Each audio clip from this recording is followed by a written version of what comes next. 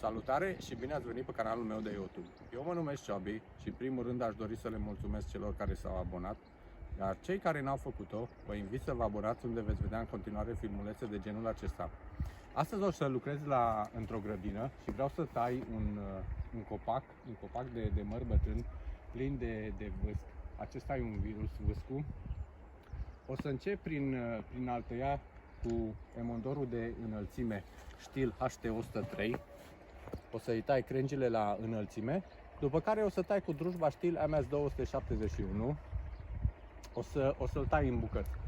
Bun, o să încep prima dată să-i tai crengile. O să trebuiască să am grijă, deoarece aici sunt doi meri mai tineri plantați sub el. O să fie un pic mai dificil, dar o să reușesc. O să le fac în bucăți mai mici și o să reușesc.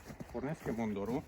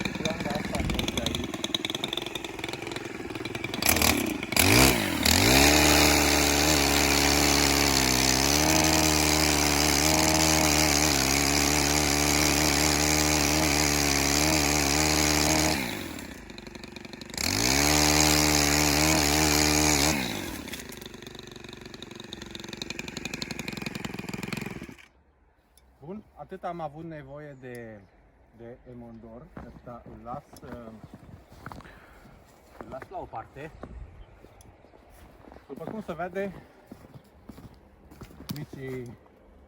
micii pomi am reușit să-i salvez, nu au căzut nicio pleangă pe ei și ăsta de aici e intact. Bun, perfect. O să iau drujba și o să încep să tai cu drujba bucăți. Bun, am curățat în jurul copacului. Acum o să-l tai bucăți cu drujba. Cu drujba de la Stihl MS271. Îi dăm drumul, o pornesc.